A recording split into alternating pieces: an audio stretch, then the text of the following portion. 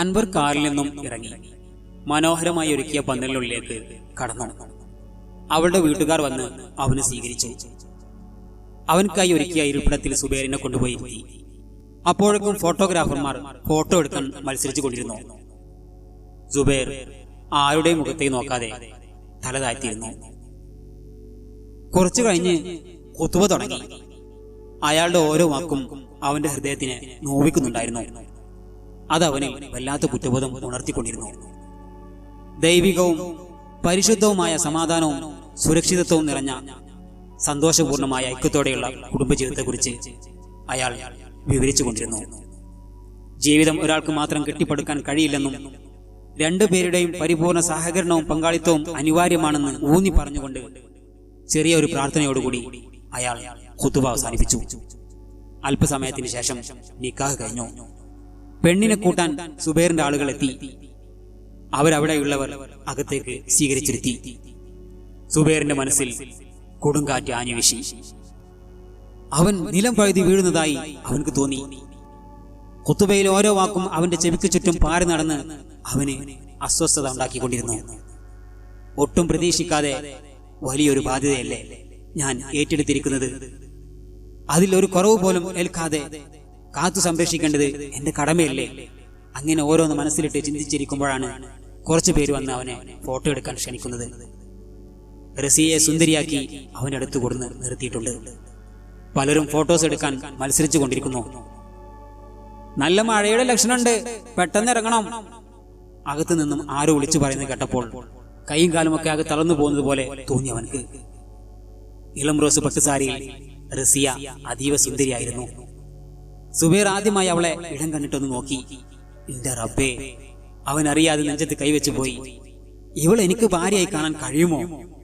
ഇത്രയും സുന്ദരിയായവൾ എന്റെ ചാര വന്നു നിന്നിട്ടും അകന്നു നിൽക്കാനാണല്ലോ എന്റെ മനസ്സ് പറയുന്നത്. ആരും കാണാതെ അവന്റെ മനസ്സ് നീറിപ്പുകഞ്ഞു.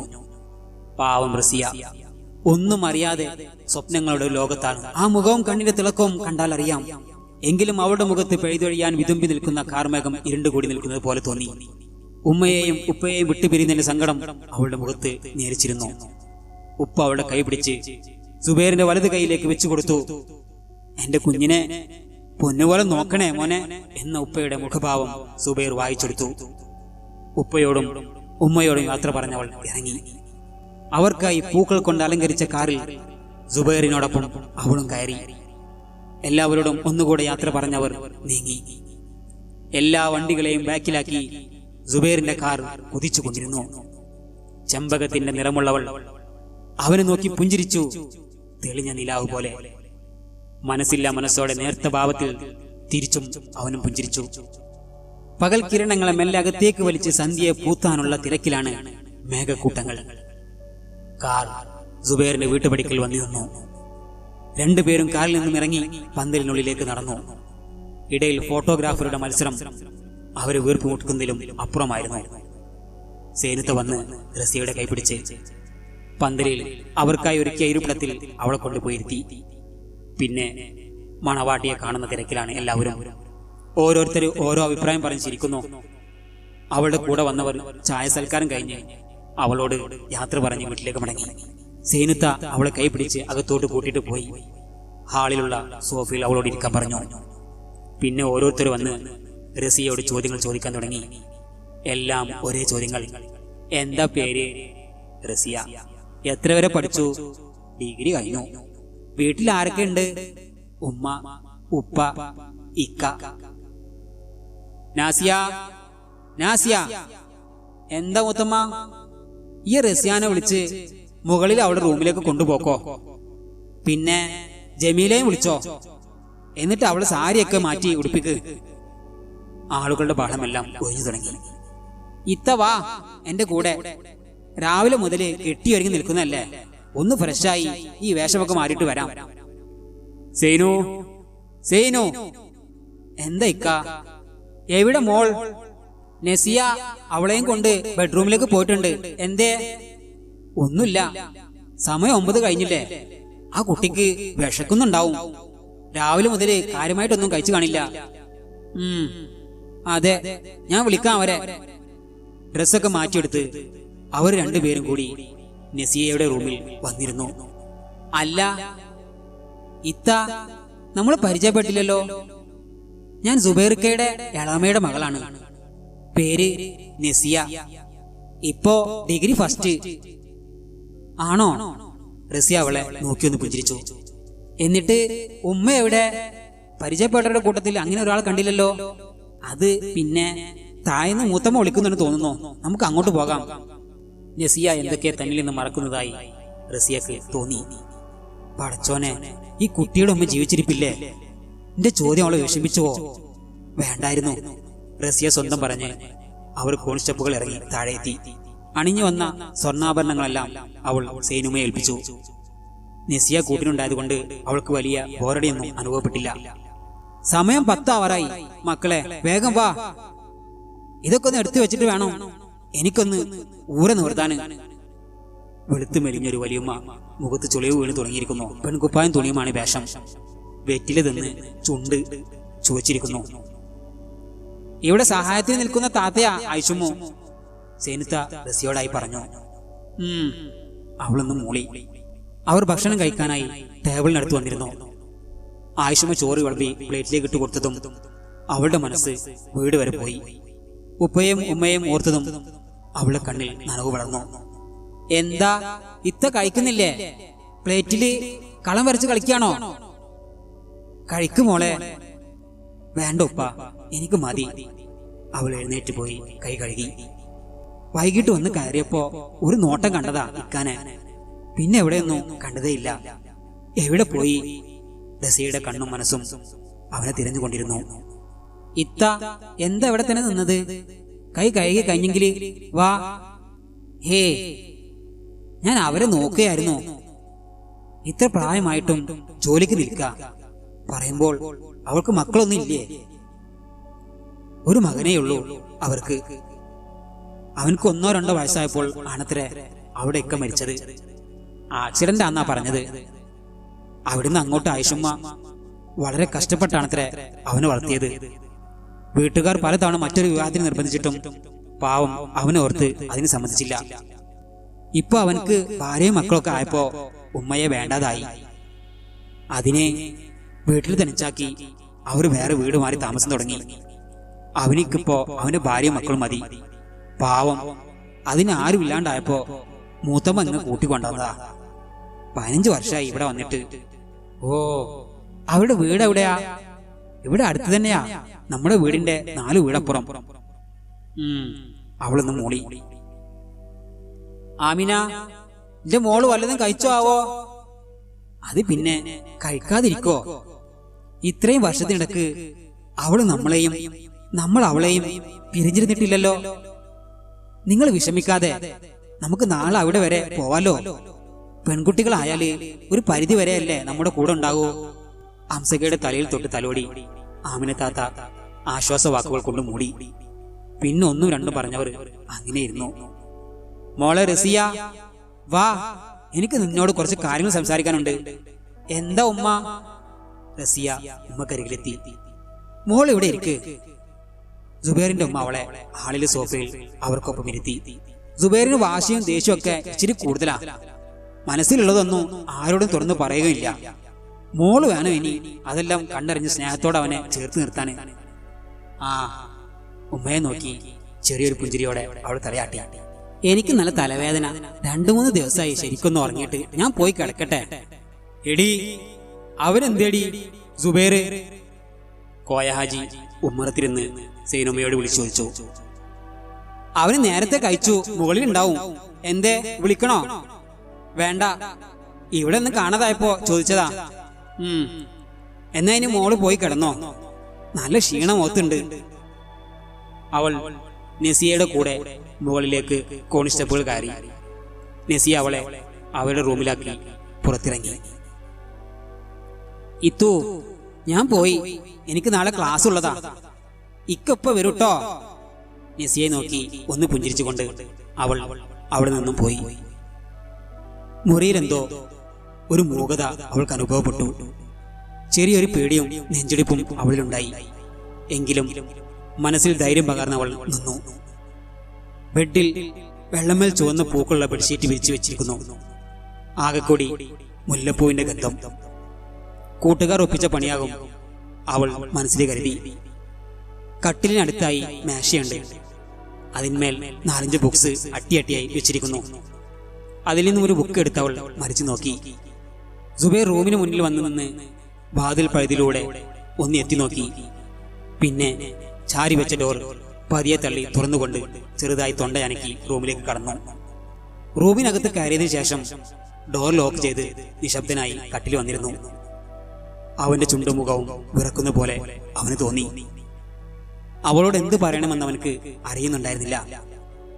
റസിയ, നീ കിടന്നോളൂട്ടോ, മുഖത്ത് നല്ല ക്ഷീണുണ്ട്. പിന്നെ ഞാനും കിടക്കാണ്, എനിക്ക് നല്ല ക്ഷീണുണ്ട്. അവന്റെ കണ്ണുകൾ മറ്റെന്തിനോ വേണ്ടി പരതുന്നുണ്ടായിരുന്നു. അത് മറ്റൊന്നുമായിരുന്നില്ല, ഒരു പായയ്ക്ക് വേണ്ടിയായിരുന്നു. അതില്ലെന്ന് കണ്ടപ്പോൾ അവനൊരു പുതപ്പ് എടുത്ത് തറയിൽ വിരിച്ചു കിടന്നു. റസിയ ഒന്നും മനസ്സിലാവാതെ കണ്ണുമേഴ്ചി നോക്കി നിൽപ്പാണ്. എന്താ നീ ഇങ്ങനെ നോക്കി നിൽക്കുന്നത്? ഞാൻ താഴെ കിടക്കാം, നീ ബെഡിൽ കിടന്നോ? റസിയ ഒന്നും മനസ്സിലാകാതെ സുബൈറിനെ തന്നെ നോക്കി നിന്നു. ഷടാ, ഈ പെണ്ണിന് മലയാളം അറിയില്ലേ? എടോ, തന്നോട് ഭിത്തിയിൽ ചാരി നിൽക്കാനല്ല, ബെഡിൽ കയറി കിടക്കാനാ പറഞ്ഞത്. അതും പറഞ്ഞവൻ ലൈറ്റ് ഓഫ് ചെയ്തു. പുതപ്പിൽ അപ്പുറം ചിരിഞ്ഞ് കിടന്നു. അവൾ മനസ്സില്ലാ മനസ്സോടെ ബെഡിലേക്ക് ചാഞ്ഞു. താൻ കണ്ട സ്വപ്നങ്ങളെല്ലാം ഒരു നിമിഷം കൊണ്ട് ചിറകൊടിഞ്ഞു പോയോ എന്നവൾ ചിന്തിച്ചു. എന്തായിരിക്കും ഇങ്ങനെയൊക്കെ? ഇനി നാളെയും ഇത് തന്നെ തുടർന്നാൽ അവൾക്കത് ചിന്തിക്കാനേ കഴിയുന്നുണ്ടായിരുന്നില്ല. തകർന്ന മനസ്സുമായി അവൾ കട്ടിലിൽ എണീറ്റിരുന്നു. എന്ത് ചെയ്യണമെന്നറിയാതെ പിന്നീടെപ്പോയോ അവൾ ഉറങ്ങിപ്പോയിരുന്നു. പ്രഭാതമല്ലേ കണ്ണുകൾ തുറന്നു. നേരം വൈകി കിടന്നത് കാരണം അവൾ എണീക്കാൻ അറിഞ്ഞില്ല. സുബൈർ നേരത്തെ എണീറ്റ് പോയിരുന്നു. താഴെ നിന്നുള്ള എന്തൊക്കെ ശബ്ദം കേട്ടവൾ പെട്ടെന്ന് ഞെട്ടിയുണർന്നു.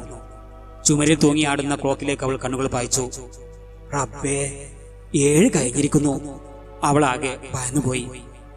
അവൾ പെട്ടെന്ന് എണീറ്റ് പ്രഭാത കർമ്മങ്ങളെല്ലാം കഴിച്ച് താഴേക്ക് വേഗം കോൺസ്റ്റബിൾ ഇറങ്ങി അടുക്കളയിലേക്ക് നടന്നു. ഉമ്മ, ഞാൻ അറിഞ്ഞില്ല. അവൾ നിന്ന് പരങ്ങി. ആയിഷുമ്മ, മോൾക്കൊരു ഗ്ലാസ് ചായ എടുത്തു കൊടുത്തേ. എവിടെ മണവാളൻ? അവനെ കണ്ടില്ലല്ലോ. ആയിഷുമ്മ ഒരു കള്ളച്ചിരിയോടെ ചോദിച്ചു. എന്ത് പറയണമെന്നറിയാതെ റസിയ നിന്നു. അവനെ ഉമ്മർത്ത് കണ്ടിരുന്നല്ലോ. എന്ത് പറ്റി? ഇന്ന് പതിവ് ചായക്ക് വന്നില്ലല്ലോ അവൻ. ആയിഷുമ്മ ദോശ ചുടുന്ന ഭാഗത്തേക്ക് തിരിഞ്ഞു. ആയിഷുമ്മ, ഇങ്ങ് തന്നോളൂ, ഞാൻ ചുട്ടെടുക്കാം. ഹേയ്, മോളൊന്നും ചുടണ്ട, 2 ദിവസം കഴിയട്ടെ, ഞാൻ തന്നെ പറയാം. മോളെ വീട്ടിലെ വിശേഷങ്ങൾ എന്തൊക്കെയാ? സുഖാണ് ആയിഷുമ്മ. അവൾ അടുക്കള വാതിലിലൂടെ പുറത്തേക്ക് നോക്കി. തെങ്ങിൻ തോപ്പുകളും വാഴത്തോട്ടങ്ങളും വരി വരിയായി നിൽക്കുന്നുണ്ട്. രാത്രി പെയ്ത മഴയുടെ ബാക്കിയെന്നോണം വാഴയിലൊക്കെ മഴത്തുള്ളികൾ പറ്റി പിടിച്ചിരിപ്പുണ്ട്. മുറ്റത്ത് അവിടെ ഇവിടെയായി ചെറിയ തോതിൽ വെള്ളം കെട്ടിക്കിടപ്പുണ്ട്. കാറ്റ് വന്ന് കുസൃതി കാണിക്കുമ്പോൾ വാഴയിലയിൽ പറ്റി പിടിച്ച തുള്ളികൾ ചെളിയിൽ ചെന്ന് പതിക്കുന്നു. ഇത്തു, ഇവിടെ വന്ന് നിൽക്കാണോ? എന്താണ് ഒരു ആലോചനയൊക്കെ? ഏയ്, ഒന്നുമില്ല നസി, ഞാൻ വെറുതെ കള്ളം പറയല്ലേ. ഇത്തയുടെ മുഖം കണ്ടാൽ അറിയാം എന്തോ ഒരു വിഷമുണ്ടെന്ന്. നിനക്ക് എന്തൊക്കെ അറിയണം കാന്താരി? എന്നോട് ചോദിക്ക്, ഞാൻ പറഞ്ഞു തരാം. സുബൈർ അവളുടെ ചെവിക്ക് പിടിച്ചു. ആ വിടിക്ക, എനിക്ക് വേദനിക്കുന്നു. കിന്നാരം ചോദിച്ചറിയാണ്ട്. ഇതെല്ലാം കണ്ട് റസിയ അവനെ അത്ഭുതത്തോടെ നോക്കി. അവളുടെ മുഖത്ത് നോക്കി കണ്ണുറിക്കൊന്ന് പുഞ്ചിരിച്ച് അവൻ അകത്തേക്ക് കടന്നതും കോയ ഹാജി വന്നു. എടാ, നീ എവിടെ പോയതായിരുന്നു? നിന്റെ വേണ്ടാത്ത കളിയൊക്കെ നിർത്തിക്കണം. ഇപ്പൊ നീ പഴയ സുബൈറല്ല, ഉത്തരവാദിത്തമുള്ള ഒരു ഭർത്താവാ. സൈനബ, ഞാൻ തൊടിയിലേക്ക് ഇറങ്ങാ. ഉപ്പ എന്താ ഇങ്ങനെയൊക്കെ സംസാരിക്കുന്നത്? ഞാനിപ്പോ എന്ത് ചെയ്തു? മിണ്ടാതെ എന്റെ മുന്നിൽ നിന്ന് പോവാനൊക്കെ നല്ലത്. റസിയ, ചായ എടുത്തു വെക്ക്, എനിക്ക് വിശക്കുന്നു. സുബൈറിന്റെ വിളിയിൽ അവൾ ശരിക്കും ഞെട്ടിപ്പോയി. മേച്ചു നോക്കാനല്ല പറഞ്ഞത്, ചായ എടുത്തു വെക്കാനാ. അവൾ വേഗം ദോശയും കട്ടും എടുത്ത് മേശമേൽ കൊണ്ടുവച്ചു. മോളെ, നീയും ഇരുന്നോ അവന്റെ കൂടെ? സീനുമ്മ അവളെ നോക്കിക്കൊണ്ട് പറഞ്ഞു. വേണ്ട ഉമ്മ, ഇക്ക കഴിച്ചോട്ടെ, ഞാൻ നിങ്ങളുടെ കൂടെ ഇരിക്കാം. റസിയയുടെ മുഖത്ത് പുഞ്ചിരി വിടർന്നു. അവളുടെ മനസ്സിന് ഒരല്പം ആശ്വാസമായതുപോലെ തോന്നി. സുബൈർ അവളുടെ മുന്നിൽ അഭിനയിക്കുകയാണെന്ന് പാവം അവൾക്ക് മനസ്സിലായില്ല.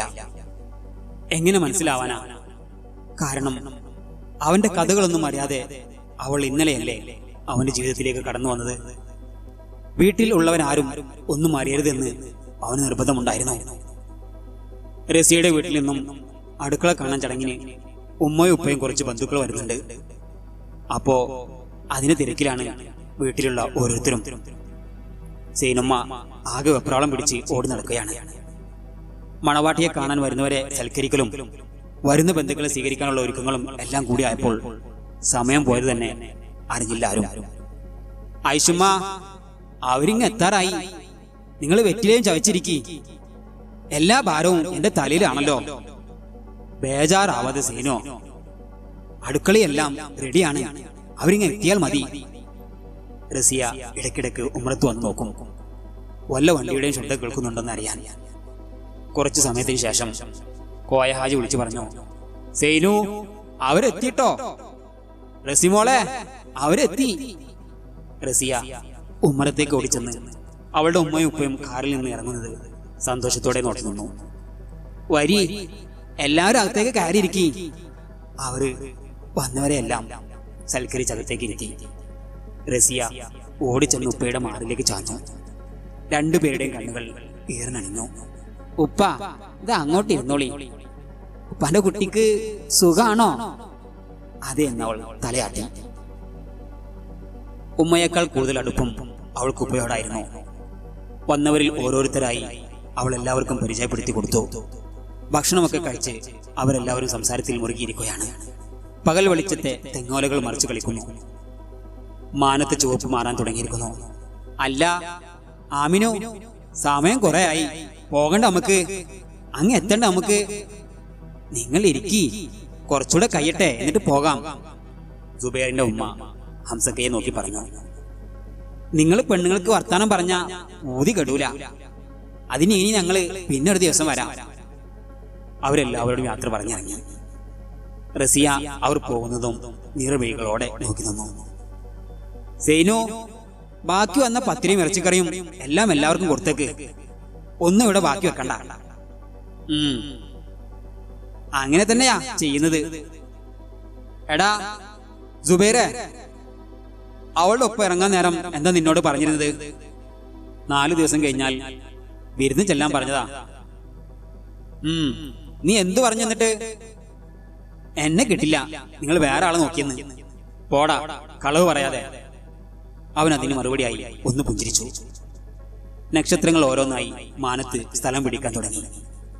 അതിനരികിൽ പുഞ്ചിരിച്ചുകൊണ്ട് വെള്ളിക്കിണ്ണവും വന്നെത്തി. നസിയ ഏതോ അനന്ത ലോകത്താണ്.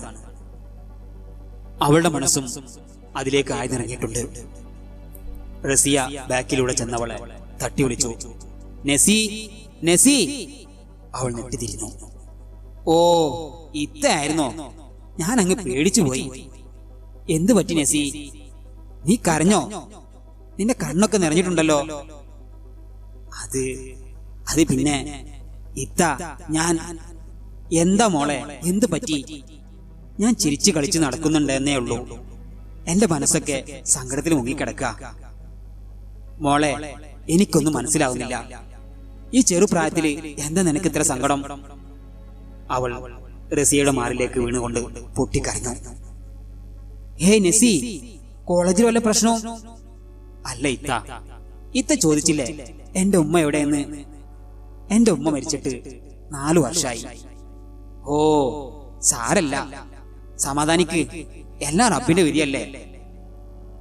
അത് പിന്നെ എന്റെ ഉമ്മയെ എന്റെ ഉപ്പ കൊന്നതാണ്. എന്ത്? അതെ ഇത്ത. തേങ്ങിക്കൊണ്ടിരിക്കുന്ന അവളെ എന്തു പറഞ്ഞു ആശ്വസിപ്പിക്കണമെന്ന് റസിയക്ക് അറിയുന്നുണ്ടായിരുന്നില്ല. നസി, റസി, 2 പേര് വന്നേ. ഇത്ത, മൂത്തമ്മ വിളിക്കുന്നു. നമുക്ക് അങ്ങോട്ട് പോകാം, ബാക്കി പിന്നെ പറയാം. ഞാൻ പറഞ്ഞതൊന്നും മൂത്തമ്മ അറിയരുത് കേട്ടോ. ഏയ് ഇല്ല. നസി വേഗം ബാത്റൂമിൽ കടന്ന് മുഖം കഴുകി. അവർ ഒന്നിച്ച് അടുക്കളയിലോട്ട് നടന്നു. ഭക്ഷണമൊക്കെ കഴിച്ച് റസിയ അവരുടെ റൂമിൽ സുബൈറിനരികിൽ ചെറിയൊരു നാണത്തോടെ പുഞ്ചിരി തൂക്കി നിന്നു. റസിയ, ഇവിടെ വന്നിരിക്കുക. അവന്റെ അടുത്തേക്കായി അവളെ വിളിച്ചു. തെല്ലുമടിയോടെ അവൾ അവനക്കരികിൽ വന്നിരുന്നു. എനിക്ക് കുറച്ച് കാര്യങ്ങൾ നിന്നോട് പറയാനുണ്ട്. എല്ലാം ക്ഷമയോടെ നീ കേൾക്കുമെന്ന് ഞാൻ വിശ്വസിക്കട്ടെ. റസിയ, ഞാൻ ഈ പറയുന്ന കാര്യങ്ങൾ എങ്ങനെ ഉൾക്കൊള്ളും എന്ന് എനിക്കറിയില്ല. പക്ഷേ പറയാതിരിക്കാൻ എനിക്ക് കഴിയില്ല. എന്താണിപ്പോ അങ്ങനെ ഒരു കാര്യമെന്ന ഭാവത്തിൽ അവൾ അവനെ നോക്കി. ഞാൻ പറയാൻ പോകുന്ന വാക്കുകൾ റസിയക്ക് ഒട്ടും സന്തോഷം നൽകുന്ന ഒന്നല്ല. അതെന്ന് നീ മനസ്സിലാക്കണം. അവൾ മുഖമൊത്തി ഒന്ന് അവനെ നോക്കിക്കൊണ്ട് ചോദിച്ചു, എന്താ ഇക്ക? അത് പിന്നെ ഞാനിപ്പോ ഒരു വിവാഹത്തെക്കുറിച്ചോ വിവാഹ ജീവിതത്തെക്കുറിച്ചോ ചിന്തിച്ചിട്ടില്ല. അതുകൊണ്ടായിരിക്കാം എനിക്ക് നിന്നെ എന്റെ ഭാര്യയായി കാണാൻ കഴിയില്ല. ഒന്നും മനസ്സിലാവാതെ അവൾ അവനെ തന്നെ നോക്കി. സത്യം, എന്റെ മനസ്സിൽ നിനക്കുള്ള സ്ഥാനം എത്രയോ അകലെയാണ് റസിയ. റസിയയുടെ മുഖത്തെ പുഞ്ചിരി മാഞ്ഞു. അവളുടെ മുഖം മങ്ങി. അവൾ ബെഡിൽ നിന്നും എഴുന്നേറ്റു. ഇക്ക എന്തൊക്കെയാ ഈ പറയുന്നത്? എനിക്കൊന്നും മനസ്സിലാകുന്നില്ല. നിന്നെ എനിക്ക് എന്റെ ഭാര്യയായി കാണാൻ കഴിയില്ലെന്ന് ഞാൻ കുറെ ശ്രമിച്ചു നോക്കി. പക്ഷേ എന്റെ മനസ്സതിനെ വിസമ്മതിക്കുന്നു. സുബൈറിന്റെ ഈ വാക്കുകൾ അവളുടെ ഹൃദയത്തിനുള്ളിലേക്ക് മൂർച്ചയുള്ള എന്തോ തുളഞ്ഞു കയറുന്നത് പോലെ തോന്നി. തളർന്നു വീഴാതിരിക്കാൻ അവൾ ഭിത്തിയിൽ പിടിച്ചു. നീ സുന്ദരിയാണ്, നല്ല കുട്ടിയാണ്, എനിക്കറിയാം. അതുകൊണ്ടായില്ലല്ലോ എന്റെ മനസ്സുകൂടി അംഗീകരിക്കണ്ടേ? എത്ര നിസ്സാരമായിട്ടാണ് നിങ്ങൾ കാര്യങ്ങൾ അവതരിപ്പിച്ചത്. ഞാൻ എന്ന പെണ്ണിന്റെ മനസ്സ് എന്താ നിങ്ങൾ കാണാൻ ശ്രമിക്കാത്തത്? കൂടുതൽ ചോദ്യമൊന്നും ഇങ്ങോട്ട് വേണ്ട. എനിക്ക് പറയാനുള്ളത് ഞാൻ പറഞ്ഞു കഴിഞ്ഞു. ഇങ്ങനെയൊക്കെയാണെങ്കിൽ പിന്നെ എന്തിനാ നിങ്ങൾ എന്നെ വിവാഹം കഴിച്ച് ഇങ്ങോട്ട് കൂട്ടിക്കൊണ്ടുവന്നത്? അത് പിന്നെ ഞാൻ എല്ലാവരും പറഞ്ഞതാ. ആര് കേൾക്കാൻ? ഇല്ല, ഞാൻ വിശ്വസിക്കില്ല. അനുവാദമില്ലാതെ നടക്കുന്ന ഒന്നല്ല വിവാഹം. നീ വിശ്വസിച്ചാലും ഇല്ലെങ്കിലും എനിക്കിതിൽ കൂടുതലൊന്നും പറയാനില്ല. ഞാൻ 10 ദിവസം കൂടി കഴിഞ്ഞാൽ ഗൾഫിലേക്ക് തിരിച്ചു പോകും. അതുവരെ നിൽക്കണേൽ നിൽക്കാം, അല്ലെങ്കിൽ നിനക്ക് നാളെ തന്നെ തിരിച്ച് വീട്ടിലേക്ക് പോകാം. അതും കൂടി കേട്ട് കഴിഞ്ഞപ്പോൾ അവൾ ശരിക്കും തളർന്നു പോയിരുന്നു. 10 ദിവസം കൂടി കഴിഞ്ഞാൽ റസിയയുടെ ഉള്ളം വിങ്ങിക്കൊണ്ടിരുന്നു. റസിയ, എന്താണ് നിന്റെ തീരുമാനം എന്നെനിക്കറിയില്ല. എങ്കിലും എനിക്കൊരാഗ്രഹമുണ്ട്. ഞാൻ ഗൾഫിലേക്ക് തിരിച്ചു പോകുന്നവരെ എന്റെ ഉപ്പയും ഉമ്മയും ഒന്നും അറിയരുത്. അവരുടെ സന്തോഷത്തിന് വേണ്ടിയാണ് ഞാൻ ഇങ്ങനെയൊരു വേഷം കെട്ടിയത്. അതുകൊണ്ട് ഞാൻ തിരിച്ചു പോകുന്നവരെ റസിയ ഇവിടെ ഉണ്ടാവണം. എന്റെ മനസ്സ് നിനക്ക് മനസ്സിലാക്കാൻ കഴിയുമെന്ന് ഞാൻ വിശ്വസിക്കുന്നു. വലിയ സ്വപ്നങ്ങളൊന്നുമില്ലെങ്കിലും സാധാരണ പെൺകുട്ടികളെ പോലെ നല്ല കുടുംബം, കുട്ടികൾ, അത്രയൊക്കെ ഞാൻ ആഗ്രഹിച്ചുള്ളൂ. എന്നിട്ടും എന്റെ മനസ്സ് മനസ്സിലാക്കാൻ നിങ്ങൾക്ക് ആവുന്നില്ലല്ലോ. പിന്നെ ഞാൻ എന്തിനു നിങ്ങളുടെ മനസ്സ് മനസ്സിലാക്കണം? നീ പറയുന്നതൊന്നും ശരിയല്ല എന്ന് ഞാൻ പറയുന്നില്ല. പക്ഷേ എനിക്കതിന് കഴിയുന്നില്ല എന്ന് ഞാനും പറഞ്ഞോളൂ. നീ ഇതെല്ലാം മനസ്സിലാക്കുമെന്ന് കരുതിയ ഞാനൊരു വിഡ്ഢിയാണ്. എത്ര സഹിക്കുന്നവളായാലും ക്ഷമിക്കുന്നവളായാലും ഇതെല്ലാം ഉൾക്കൊള്ളാൻ എനിക്ക് എന്നല്ല ഒരു പെൺകുട്ടിക്കും കഴിയില്ല. കണ്ണിൽ നിന്നും ഉതിർന്നു വീഴുന്ന നീർമുത്തുകൾ തുടച്ചുകൊണ്ട് അവൾ പറഞ്ഞു, റസിയ, നീ ഇങ്ങനെ കരയല്ലേ? എന്റെ ഉപ്പയും ഉമ്മയും അറിഞ്ഞാൽ, ഞാനിങ്ങനെ കരഞ്ഞാൽ നിങ്ങളുടെ ഉപ്പയും ഉമ്മയും അറിയും. അവർക്ക് വിഷമാവും അല്ലേ? നിങ്ങൾക്ക് നിങ്ങളുടെ കാര്യം മാത്രം. ഇവിടത്തെ ഉപ്പയെയും ഉമ്മയെയും പോലെ എന്റെ വീട്ടിലുണ്ട് 2 പേര്. അവർക്കുമുണ്ട് നോവുന്ന മനസ്സ്. അതെന്താ നിങ്ങൾ ഓർക്കാത്തത്? നിങ്ങൾ ഈ പറഞ്ഞ കാര്യങ്ങൾ അവർ അറിഞ്ഞാലുണ്ടല്ലോ, ഹൃദയം പൊട്ടിമരിക്കും പാവങ്ങള്. എന്നെ ഭാര്യയായി കാണാൻ കഴിയാത്തതിന്റെ കാരണമൊന്നും ഞാൻ ചോദിക്കുന്നില്ല. എല്ലാവരെയും സ്നേഹിക്കാൻ കഴിയുന്ന നല്ലൊരു മനസ്സുണ്ട് എനിക്ക്. എല്ലാം മറന്ന് നമുക്ക് ഒന്നിച്ചൊരു ജീവിതം തുടങ്ങിക്കൂടെ? അവളുടെ ഈ വാക്കുകൾ അവനെ കൂടുതൽ ദേഷ്യം പിടിപ്പിച്ചു. മസിൽ പെരിപ്പിച്ച് കണ്ണുകൾ ചുവപ്പിച്ചവൻ അവളെ രൂക്ഷമായി നോക്കി. നിന്നോടല്ലേ ഞാൻ പറഞ്ഞത്? പിന്നെന്തിന് ഈ ചോദ്യം വീണ്ടും ആവർത്തിക്കുന്നത്? ഇല്ല, അതൊരിക്കലും നടക്കില്ല എന്ന് ഞാൻ പറഞ്ഞു കഴിഞ്ഞില്ലേ? അവൾ മുഖം പൊത്തി പൊട്ടിക്കരഞ്ഞുകൊണ്ടിരുന്നു. നിന്റെ കണ്ണീർ കൊണ്ടൊന്നും എന്നെ വീഴ്ത്താമെന്ന് നീ കരുതണ്ട. അങ്ങനെയൊന്നും മാറ്റിയെടുക്കാൻ പറ്റുന്ന ഒന്നല്ല എന്റെ മനസ്സ്. ഇതൊക്കെ കേട്ട് കരയാതിരിക്കാൻ എന്റെ മനസ്സ് കല്ലുകൊണ്ടുണ്ടാക്കിയതൊന്നുമല്ല. എനിക്ക് നിങ്ങളുടെ മനസ്സ് മാറ്റിയെടുക്കണമെന്ന് നിർബന്ധമില്ല. ആകാശത്ത് നിന്ന് മഴ വർഷിക്കാൻ തുടങ്ങി. അവളുടെ ദുഃഖമറിഞ്ഞ് ഭൂമി വിങ്ങുപൊട്ടുകയാണെന്ന് അവൾക്ക് തോന്നി. ജനലിന്റെ അഴിയിലൂടെ തണുത്ത കാറ്റ് വന്ന് അവളെ തലയോടിപ്പോയി. ഈ വിവാഹം കഴിഞ്ഞത് കണ്ട് സന്തോഷിക്കുന്ന 2 വ്യക്തികൾ ഉണ്ട് എന്റെ വീട്ടിൽ. അവരെ കുറിച്ച് ഓർത്തപ്പോൾ പറഞ്ഞു പോയതാ. അല്ലാതെ നിങ്ങളുടെ മനസ്സ് മാറ്റാനോ ഇല്ലാത്തൊരിഷ്ടം പിടിച്ചു വാങ്ങുവാനോ അല്ല. മതി, നിർത്തൂ. അതും ഇത് പറഞ്ഞുകൊണ്ട് നീ വലുതാവണ്ട. എന്തൊക്കെ എങ്ങനെയൊക്കെ പറഞ്ഞാലും സുബൈർ മാറാൻ പോകുന്നില്ല. അവൻ തറയിൽ പുതപ്പെടുത്ത് വിരിച്ച് ചെരിഞ്ഞു കിടന്നു. അവൾ കട്ടിലിനരികിൽ ചാരിയിരുന്ന് കരഞ്ഞുകൊണ്ടിരുന്നു. സ്വപ്നങ്ങളും പ്രതീക്ഷകളും സന്തോഷങ്ങളും ഒരു നിമിഷം കൊണ്ട് ഇല്ലാതായവൾ പിന്നെന്ത് ചെയ്യണം? അവളോട് അങ്ങനെയൊക്കെ പറഞ്ഞെങ്കിലും അവളെ വേദനിപ്പിച്ചതിന് അവന്റെ മനസ്സിൽ പടഞ്ഞുകൊണ്ടിരുന്നു. അവൾ കിടന്നോ എന്നവൻ ഇടയ്ക്കിടയ്ക്ക് തലയുയർത്തി നോക്കിക്കൊണ്ടിരുന്നു. അവളുടെ ഉമ്മയുടെയും ഉപ്പയുടെയും ചിരിക്കുന്ന മുഖം അവളുടെ മനസ്സിൽ തെളിഞ്ഞു വന്നു. ഇല്ല, ഞാൻ കാരണം അവരൊരിക്കലും കരയരുത്. എനിക്കൊരു ജീവിതമില്ലെങ്കിൽ പോലും ഞാൻ എല്ലാം ക്ഷമിക്കാൻ തയ്യാറാണ്. എനിക്കിപ്പോ വലുത് അവരുടെ സന്തോഷമാണ്. അതുകൊണ്ട് അവർക്ക് വേണ്ടി ഞാൻ ഇവിടെ തന്നെ നിന്നേ പറ്റൂ. അവൾ മനസ്സിൽ തീരുമാനിച്ചു കഴിഞ്ഞു. തറയിൽ പതിഞ്ഞിരുന്ന് കട്ടിലിൽ തലവെച്ചവൾ കിടന്നു മെയ്നീരോടെ. ഇടിയും മിന്നും നേരം പുലരുവോളം അവൾക്ക് കൂട്ടായി. ആമിന, ആമിന! സാരിയിൽ കൈ തുടച്ചുകൊണ്ട് ആമിനത്ത അടുക്കളയിൽ നിന്നും ഓടി വന്നു. എന്താ, എന്ത് പറ്റി? ഞാൻ ഇന്നലെ ഒരു സ്വപ്നം കണ്ടു. എന്റെ മോള് കരഞ്ഞിരിക്കുന്നതായിട്ട്. എന്റെ മനസ്സിന് എന്തോ വല്ലായ്മ തോന്നുന്നു. അവൾക്ക് അവിടെ വല്ല ബുദ്ധിമുട്ടും വല്ലതുണ്ടെന്നാവോ? നിങ്ങൾ വേണ്ടാത്ത ഓരോന്ന് ഓർത്തിട്ട് കിടന്നിട്ടാ. അവൾക്കൊന്നും ഉണ്ടാവില്ല. വെറുതെ ഓരോന്ന് ആലോചിച്ച് കൂട്ടിയിട്ട് അസുഖം വരുത്തി വെക്കണ്ട. എനിക്ക് കുറച്ചുകൂടി ജോലിയുണ്ട് അടുക്കളയിൽ. ഞാൻ അങ്ങോട്ട് ചെല്ലട്ടെ. ആ, നീ പണ്ട് തൊട്ടേ അങ്ങനെയാണല്ലോ. ഒന്നും മുഴുവനായി കേൾക്കാനോ സമാധാനം പറയാനോ നിനക്ക് നേരം കാണില്ല. അടുപ്പത്ത് മീൻ വറുക്കാൻ വെച്ചത്, കറി തിളച്ച് തുളുമ്പി, അങ്ങനെ ഓരോന്ന്. നിന്റെ പണി മുടക്കണ്ട, ചെല്ല്. എല്ലാ പെണ്ണുങ്ങളും ഇങ്ങനെയൊക്കെ ആണാവോ? അംസാക്ക ചിന്തിച്ചു. പിന്നെ ന്യൂസ് പേപ്പർ വായിച്ചുകൊണ്ട് ഉമ്മറത്ത് അങ്ങനെ ഇരുന്നു. എടി, ദോശ ചുടുന്ന തവി കൊണ്ട് കിട്ടും നിനക്ക്. റസിയ ദോശ ഓരോന്നായി ചുട്ടുകൊണ്ടിരിക്കുകയാണ്. അതിൽ നിന്നും ഓരോന്നെടുത്ത് ചുരുട്ടി പിടിച്ച് നെയ്യിൽ മുക്കി തിന്നുകയാണ് നസിയ. അയ്യേ, ഈ പെണ്ണ് എന്തായി കാണിക്കുന്നത്? ഇപ്പോഴും അത്യാവശ്യം വളച്ചുണ്ട്. ഇനി അത് കൂട്ടണോ? ആയിഷും അവളെ നോക്കി വഴക്ക് പറയുന്നുണ്ട്. എണീറ്റ് വന്നത് മുതൽ ഞാൻ ഇത്താൻ ശ്രദ്ധിക്കുന്നു. എന്ത് പറ്റി നിങ്ങൾക്ക്? ഒരു സന്തോഷം കാണുന്നില്ലല്ലോ. മുഖമൊക്കെ ആകെ വീർത്ത് കെട്ടിയിട്ടുണ്ടല്ലോ. കരഞ്ഞ ഒരുപാട്? ഏയ് ഇല്ല, നല്ല തലവേദന. അതാവും. അല്ലല്ല, അതൊന്നുമല്ല. സത്യം പറഞ്ഞ. എടി, നിന്നോട് ഞാൻ ഇന്നലെ പറഞ്ഞു നിനക്ക് വല്ലതും ചോദിക്കാണ്ടെങ്കിൽ എന്നോട് ചോദിക്കാന്ന്. ഞാൻ വെറുതെ തമാശക്ക്. നീ ഇപ്പൊ അങ്ങനെ തമാശിക്കണ്ട.